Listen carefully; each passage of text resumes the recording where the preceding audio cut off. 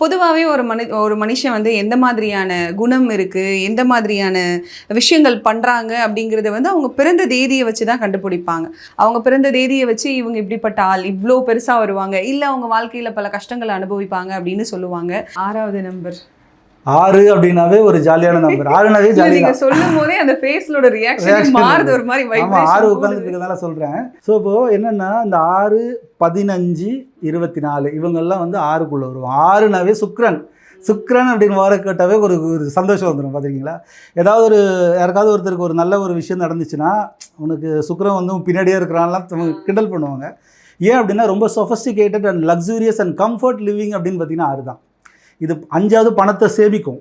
6 வந்து கம்ஃபர்டபுள் லக்ஸூரியஸ்க்கு செலவு பண்ணும், சேர்த்துக்காது. அப்போது அந்த 6க்கு வந்து அந்த கம்ஃபர்ட்டை கொடுத்துட்டோன்னா அவங்களோட வளர்ச்சி அதிகமாக இருக்கும்.